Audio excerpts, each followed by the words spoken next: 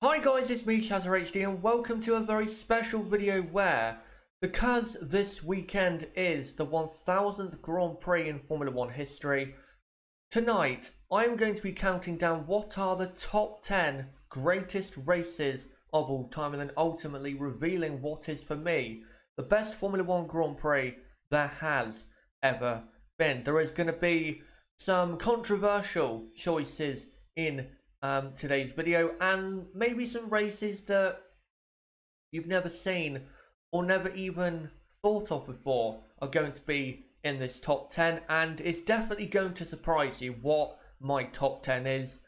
It has races from, say, Formula 1 back in the olden days, back in the great days in the 80s and 90s, and more so, you know, as of late in the 2000s and 2010s. Those Grand Prix from all over the historic almost 70 years of Formula 1. And today, I'm going to count down that top 10 and reveal what I think are the top 10 best races in the history of Formula 1. Before I get into revealing what my top 10 is, I just want to let you guys know that if you are watching this after the stream has finished, if you want to see what the chat is saying, make sure to look to the right of the screen and you can see hopefully the replay of the live chat. And also when it comes to the live chat, I will interact with you guys once I have finished with my top 10, and then I'll ask you guys what your best race of all time is. So don't worry, I will come to you after I finish my top 10 towards the end of this video. But I think now I'm going to start off my top 10, and it starts off with a very, very surprising choice. In number 10 is the 1957 German Grand Prix from the Nürburgring. Now you guys may be thinking, how on earth can you go for this as in the top 10? Well, I'm going to tell you, I'm going to inform you as to why, for me, this is one of the top 10 best races of all time. So, for the Grand Prix, at the front of the grid, it was basically Juan Manuel Fangio in the Maserati versus the two Ferraris of Mike Hawthorne and Peter Collins, I believe his name was, and the two Ferraris for basically the battle for the win. Now, Fangio noticed that the two Ferraris were filling up a lot on the grid to go the entire Grand Prix without stopping, but Fangio had to stop, say, midway through the Grand Prix, and he did. That meant that once he let go of the lead to the two Ferraris, he then had to catch them with not that long left to go in the Grand Prix, and he put in one of the best drives in the history of this sport, no doubt about it. As after he pitted, and it was a slow pit stop by the way because there was an issue with one of the wheels, swapping one wheel for another, he then set after the two Ferrari drivers and put on a show of just why he is, still to this day, one of the greatest drivers in Formula 1 history. He was catching the two Ferraris between 8 to 15 seconds per lap.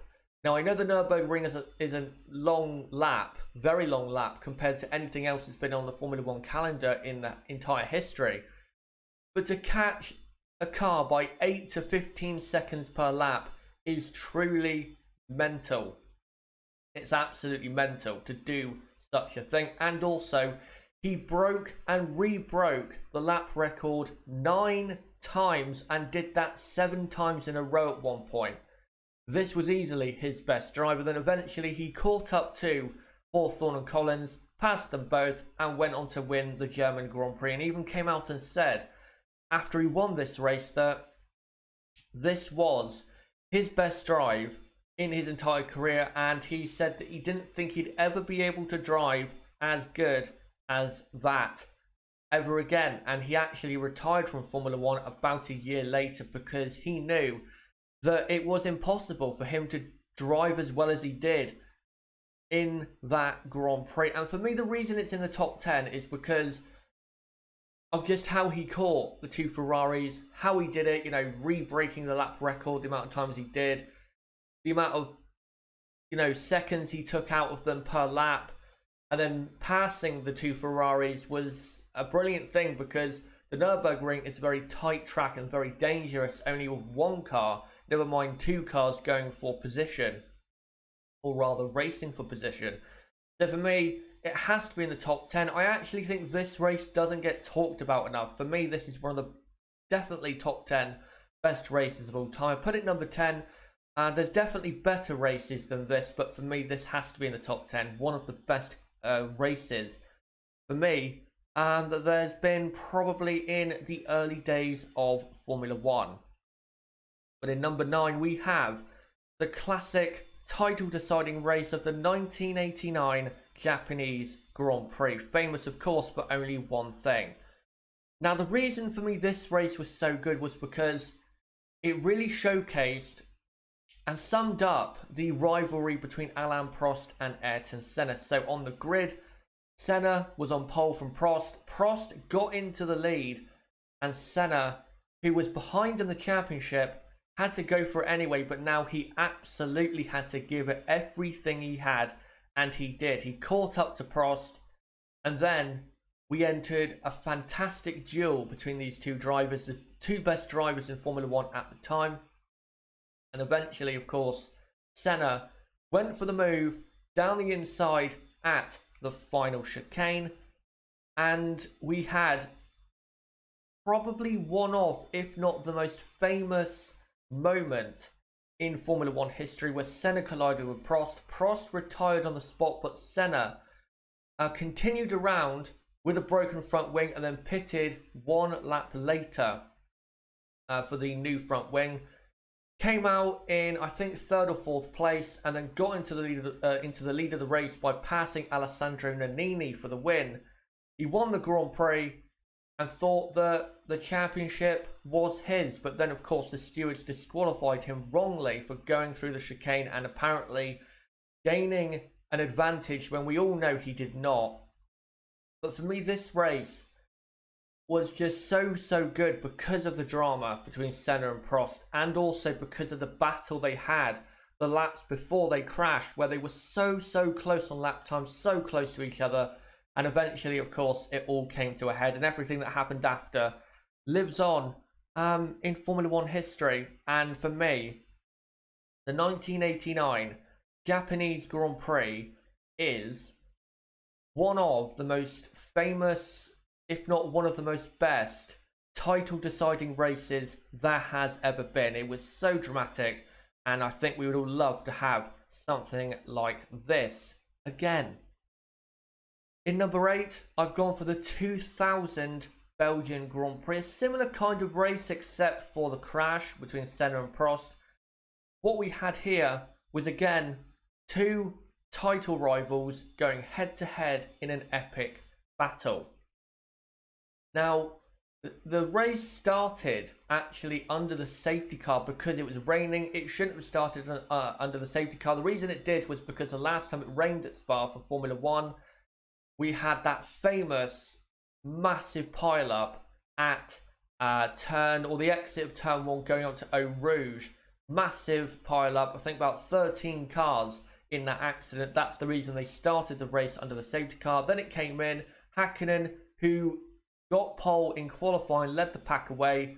Then we had a great battle for second place between Jarno Trulli, a very young and inexperienced Jenson Button, and also Michael Schumacher, David Coulthard, Ralf Schumacher. Soon enough, Michael Schumacher found his way past as Button hit Jarno Trulli at La Source, or the La Source hairpin. He got his way past, then the circuit dried out. Michael, as ever, made the right decision when it came to tyres, but then Mika Hakkinen made a crucial mistake at the second Stavolo, and that gave Michael Schumacher exactly what he needed, what was the lead of the Belgian Grand Prix.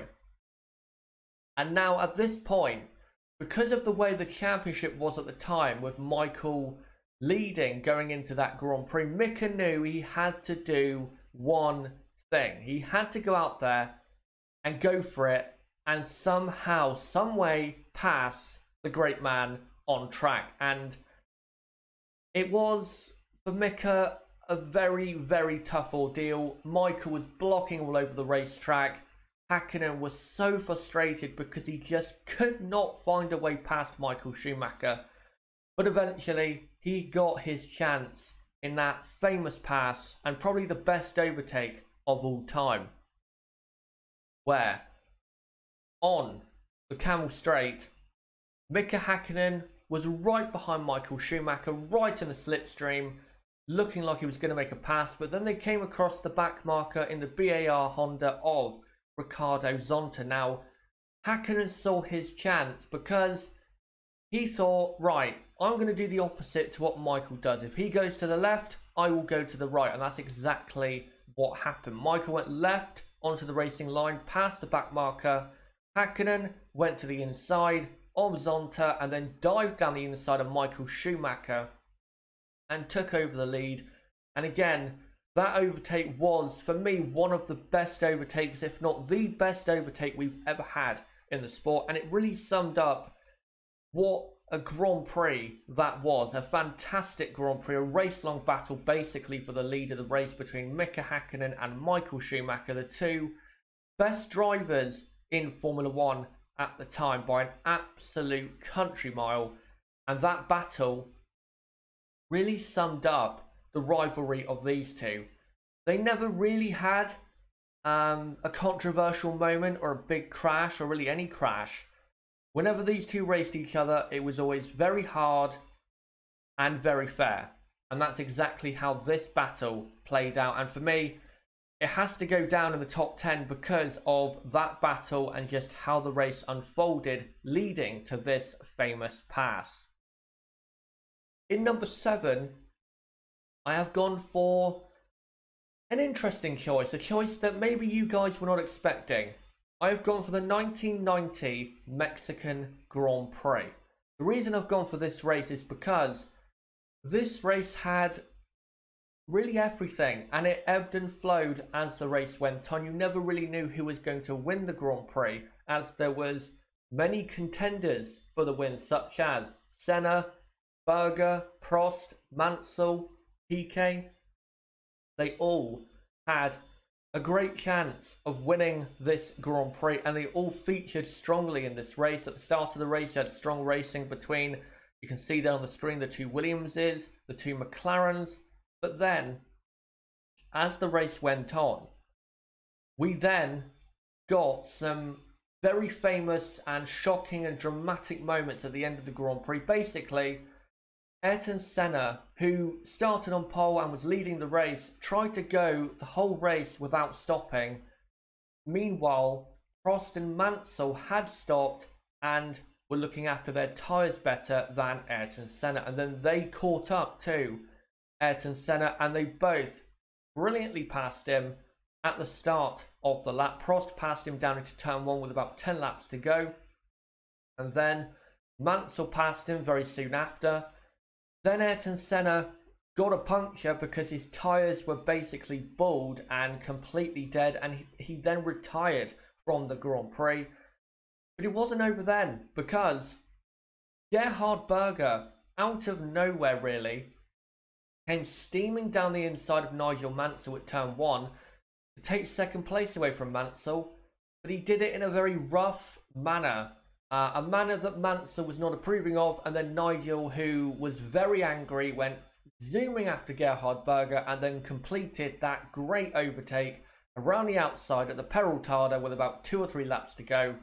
Completely mugged Gerhard Berger off, and Berger just couldn't respond after that. And I think that overtake kind of summed up especially the awesome second half to that Grand Prix, as winning the Grand Prix would be Alain Prost from Nigel Mansell in second and Gerhard Berger right behind Mansell in third. But it was a great Grand Prix. Prost winning from 14th, I believe, on the grid. He did so well to come from 14th and get into the lead, and pulled a great move on Senna to get into the lead. You had great battling between Mansell and Senna, Mansell and Berger. Piquet earlier on the Grand Prix was racing Berger quite hard as well. So it was a great Grand Prix, And for me, one of the best races in the 90s, and if you can go and watch it, I recommend it highly. There's actually a video on this website. I think if you go, I don't know what the channel is called, I think it's called Fastlane or The Fastlane. He has a video of the last, I think, 10 laps of the Mexican Grand Prix. If you can go and watch it, please do, because it really sums up what Formula 1 is about. Hard racing and racing till the bitter end. In number 6 is the 1971 Italian Grand Prix. And the reason this is number 6 is because it had the most famous ending to a Grand Prix, or the closest finish rather to a Grand Prix we've ever had. And this was the scene as the race ended. That was the battle for the win. You had 5, if not 6 cars, all within a second of each other, from lap 1 until the very end of the Grand Prix. I believe back then, the Italian Grand Prix was only 50 laps at the time. So from lap 1 to lap 50, it was like this all the time. And this is how it ended at Monza. And famously, Peter Gethin won, I believe, for BRM, in what has to be the most exciting finish to a Grand Prix ever. To have that across the line, no one knew who was going to win. It was changing all the time. Constant change of leadership.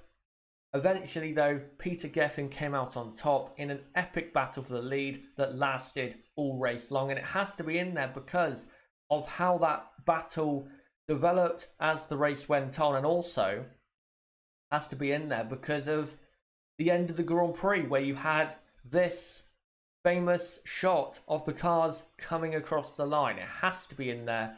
And for me, it has to be number 6 in my top 10 greatest races of all time list. Now let's get into the top 5. And in number 5 is the 2012 Brazilian Grand Prix, famous of course for its drama, and this was for me the best title deciding race we have ever had. It had absolutely everything. You couldn't ask for really that much more from this race. As at the start, in the title decider between Fernando Alonso and Sebastian Vettel, there was stuff going all over the place. McLaren's passing each other, Ferrari's making a great start, and then of course Sebastian Vettel was hit by Bruno Senna, and it looked as though Vettel's race was over after 3 or 4 corners of a 71 lap Grand Prix, but he continued and fought on valiantly to take his 3rd World Championship. But not only is it a classic race because of that, it's also because it was constantly going from dry to wet to dry to wet to dry to wet. We had a great battle for the win between Button, Hamilton and Hülkenberg. Massa, Alonso, Webber, they had a great battle with Alonso completing a double overtake down into turn 1. We had battles down in the midfield even with Raikkonen and Rosberg and Michael Schumacher. There was battles all across the field and you never knew what was going to happen next. And eventually it was, after the race ended under the safety car because of Paul di Resta crashing late on the pit straight, Jenson Button went on to win the Grand Prix in what would be his last ever win, and McLaren's, to this day, last ever win in Formula 1. But in the title decider, it was Sebastian Vettel just about taking his 3rd consecutive World Championship, just about 3 points ahead of Fernando Alonso. It's cruel for Alonso, but you have to say Vettel fought back again valiantly, and I think his drive showed that at the time Sebastian was a very, very good driver. But yeah, it was a great race. It had absolutely everything. I've watched it plenty of times back and I still would to this day. It is that good of a Grand Prix, and I'd highly recommend it to anyone who is watching this video.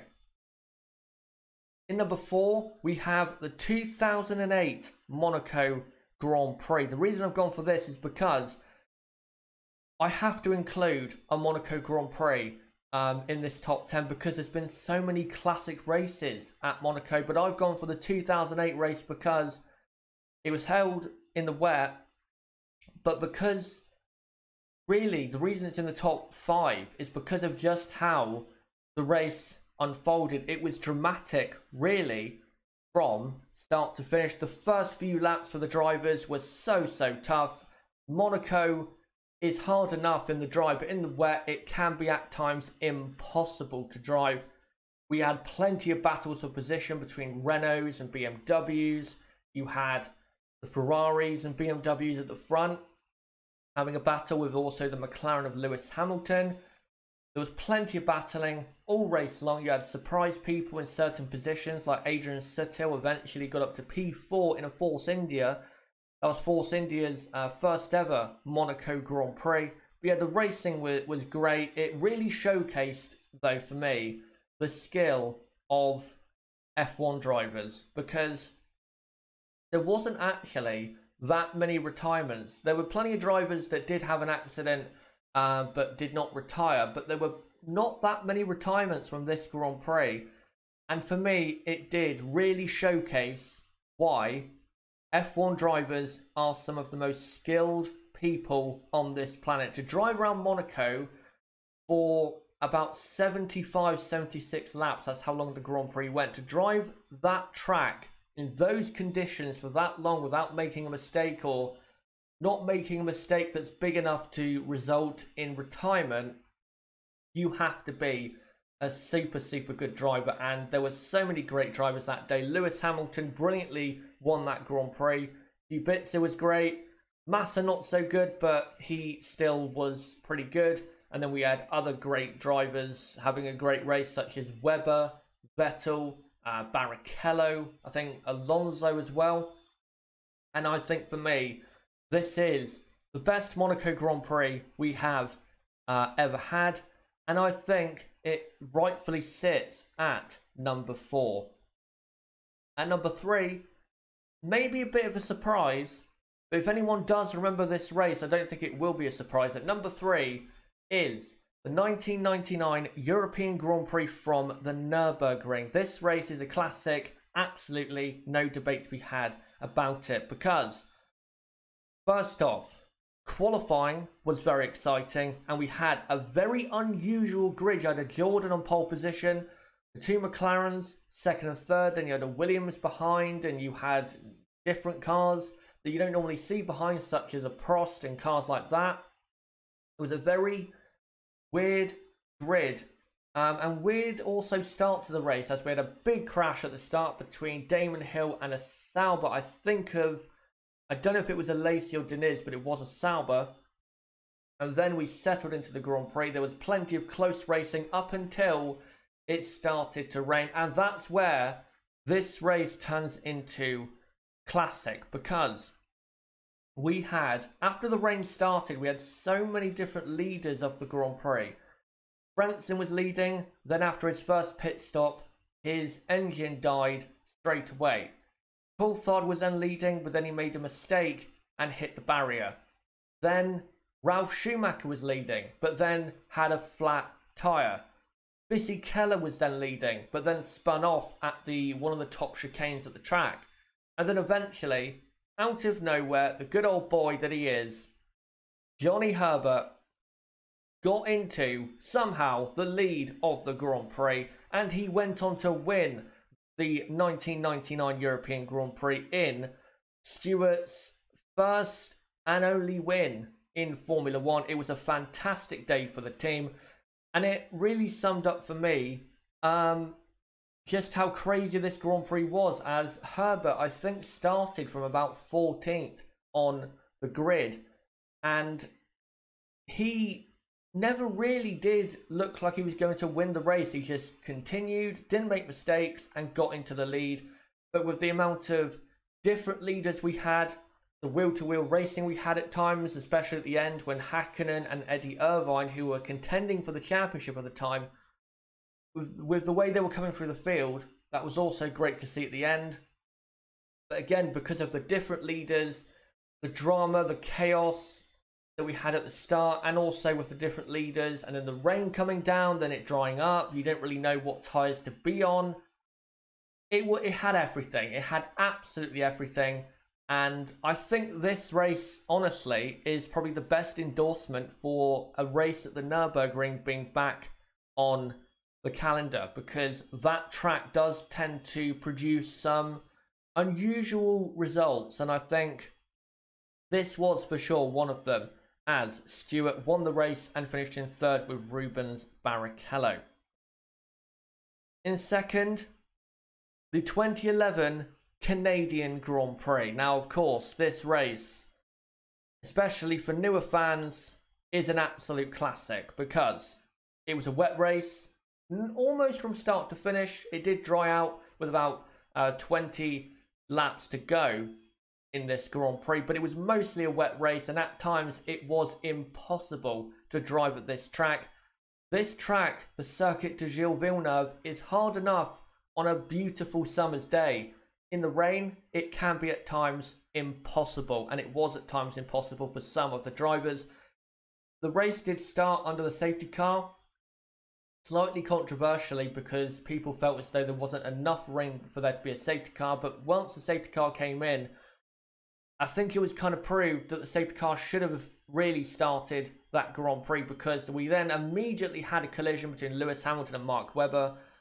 Then Hamilton and Button made contact. We had racing between Massa, Alonso, Schumacher, Rosberg, the McLarens, all the way down the field with the Renaults, Force Indias, and it just continued and continued and continued. We then had a red flag around midway through the Grand Prix because the rain became so bad and so torrential they had to stop the race before someone had a serious accident, and thank God they did, because something bad was definitely going to happen. Once the race got going again, the great racing came straight back, as we then had some great racing again between the two Mercedes. You had Massa in there, Kamui Kobayashi also, who was having a great day. The Renaults were also having a great day. Jenson Button, though, was really, of course, the star of this race, because he fell to the back or near the back so many times in this race after either pit stops that were for the wrong tyres or penalties for hitting Alonso or hitting other drivers or speeding in the pit lane, no matter what it was. He fell to the back or near the back so many times, you would never have thought he would be even within a prayer's chance of getting a podium, never mind a race win. But once it became dry, Jenson Button turned it on in only a way that I think Jenson could at the time. He then caught and passed Michael Schumacher and Mark Webber after eventually working his way up to P4. He caught Schumacher and Webber, who were battling hard for second. He brilliantly passed both of them, and then he went catching Sebastian Vettel. At the time, it was not likely that Vettel was going to lose that Grand Prix, as he did win 5 of the first 6 races in 2011, or 5 of the last 6 races before the Canadian Grand Prix, as the Canadian Grand Prix was the 7th race in 2011. But you wouldn't have thought that Vettel would have lost the lead, but on the final lap, with about half a lap to go, Vettel bottled it. Button took the lead and won the Grand Prix, and it summed up just why the 2011 Canadian Grand Prix will live long in our hearts as one of the best races, arguably the best race of all time. I can understand why people go for it, because it was such a great Grand Prix. It had everything that you could ask for in a wet Grand Prix. But for me, it is not quite the best Grand Prix of all time. For me, the best race of all time is the 2005 Japanese Grand Prix. The reason I think it's the best Grand Prix is because we had some of the best overtakes and best racing we have seen and will ever see, probably in our lifetime. And for me, it has to be the greatest race of them all, because it just had some insane overtaking moves, some insane battles throughout the field. From the lead of the Grand Prix all the way to the back, there were battles, great battles going on absolutely everywhere. At the front, you had Ralf Schumacher and Jenson Button. Then you had, people like Mark Webber. But then we had probably one of the best battles we've ever had for position between Michael Schumacher, Fernando Alonso and Kimi Raikkonen, who at the time were the top 3 best drivers on the grid. Now, Fernando Alonso plenty of times was trying to pass Michael Schumacher. Couldn't do it. Michael was so good in defence, but then on the run to 130R, Michael defended to the inside and thought, you're not going to go for that risk around the outside. But Fernando said, no, I absolutely am going to go for that risk, and went right round the outside of Michael Schumacher at 130R, and he kept his foot flat to the floor. Then Kimi Raikkonen brilliantly passed Michael on the pit straight. But really the race, it was made so great because of how Fernando and Kimi came through the field, because they started around 17th and 18th on the grid and had all the work to do to get on the podium. Never mind go for the race win, as by this point Giancarlo Fisichella was now in the lead comfortably. We thought at the time comfortably going to win his second race win for Renault and his 3rd win in his career. But after Raikkonen and Alonso passed Button and Webber to get into the podium positions, Kimi Raikkonen then went after Giancarlo Fisichella, and thus commenced a fantastic end of race battle. And we got, for me, and this might be controversial to say because you have the "is that Glock" moment, but for me, this is the greatest thing to happen on the final lap of a Grand Prix, and nothing will ever match this. Giancarlo Fisichella into the final chicane on the penultimate lap was defending a bit too hard against Kimi Raikkonen and allowed Raikkonen to get a great run on Fisichella onto the pit straight. And then we had a move, an overtaking move that still to this day gives me hairs on the back of makes my hairs stand up on the back of my neck or on my arm. Every time I see it, it gets me every time because it's such a great overtake.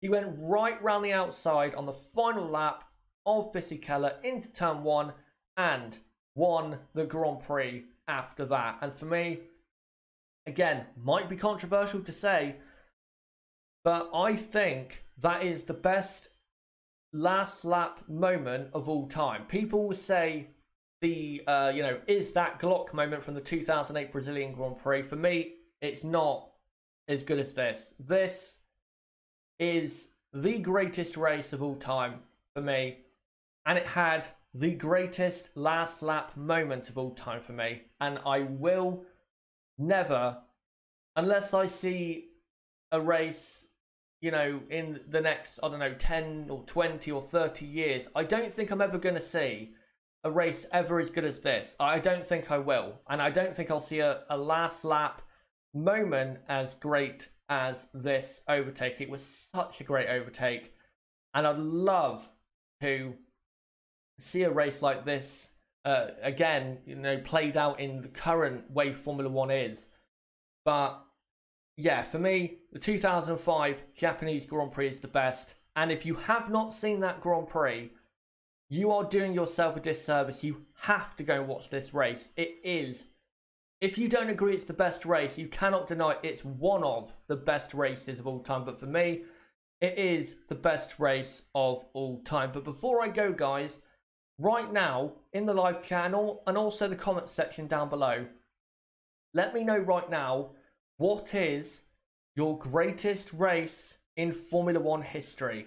Let me know in the live chat and I will read out your name and what your greatest race of all time is, and I'll read out as many as I can before I come off of this stream. By the way, if you want to check out the what people are going for the best race in history, if you're watching this after the stream has finished, make sure to look to the right, and then you will hopefully see the live chat replay, and you can see exactly who I'm interacting with and what comments I am exactly reading out. But before I do, I just want to say, don't forget to subscribe, guys, for the Chinese Grand Prix content coming up this weekend, as tomorrow morning I will be live at 6:30 AM UK time for the Practice 2 watch-along for the Chinese Grand Prix, and I'll be live again for the qualifying watch-along, race watch-along, all of that stuff coming up this weekend, so don't forget to subscribe. You can either do it on the bottom right of the screen, or click on my channel name, subscribe, and hit the notifications bell for more content like this. But right now, guys, in the live chat, or if you're watching this after the stream has finished, in the comment section, let me know what is the best race of all time in Formula 1 history. Let me now see what you guys have to say as to what is your best race of all time. Let me just try and find the start of this. Francisco says, I agree, Chaz, the best last lap ever. Absolutely.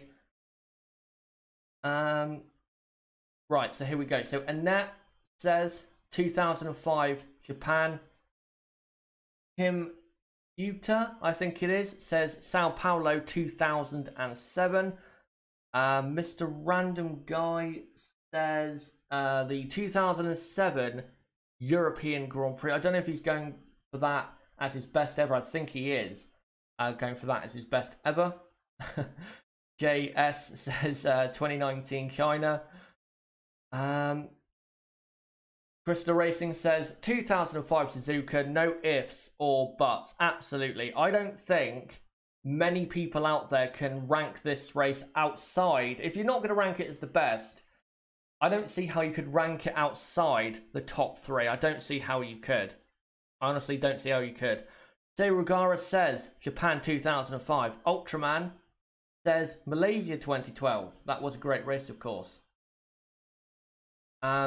Francisco says, as you know, Chaz, a big Kimi fan here, in the 2005 Japanese Grand Prix race is the reason for it. I remember watching this race as a 7-year-old, and I'm addicted to F1 since then. Yeah, well, if you're going to be a Kimi Raikkonen fan, that race is definitely going to be the one that's going to make you one, because, I mean, how could you not love the Kimster after that win? How could you not? Just the way he won that Grand Prix was epic. Absolutely epic. Erudite says Suzuka 2005. Mr. Random Guy says, not necessarily my best, just a very good race that I think should be in the top 10. Okay. Let me know, though, what your best race of all time is, if you can. And I think Crystal Racing was saying, in regards to what the best last lap moment of all time is, he makes a point that Glock was on the wrong tyres, although he did gain a position by staying out on dry tyres. He was just unlucky the rain came down when it did. Exactly. I don't like that Glock moment is great, but I don't believe that it is as good as this. I don't think it is. I'll read out a couple more comments, guys, and then I'll come to the end of this stream. Ultraman says also Malaysia 2009. Crystal Racing says, and this is a good point, and you know what, I'm probably going to end on this point. He says, and it is a very good one, he says 2012 was a great season, but weirdly none of the races rank as standout best evers. Yeah, that's true. I think they all kind of fell into the same category as good. I don't think any of them, except for, say, Brazil 2012, I don't think any of them were really great, but they were all very good. And that pretty much describes 2012.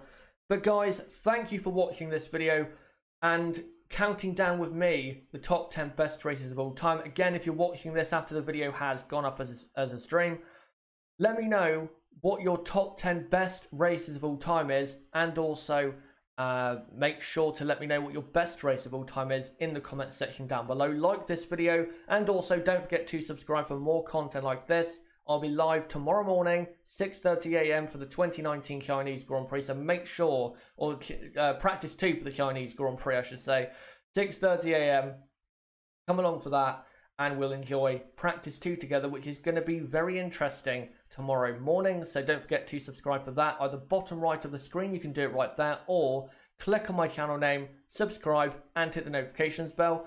Also, don't forget to join my Discord server, link below in the description. That is the best place for notifications for my videos, and that is the hardcore Chaz HD F1 community. Also, don't forget to follow me on Twitter at Chaz6110. And check out my website, chazhd.com, for more content like this. But until my next video, which is going to be again 6:30 AM UK time on Friday morning for practice 2 at the 2019 Chinese Grand Prix, and for that watch along, it has been me, Chaz HD. Goodbye.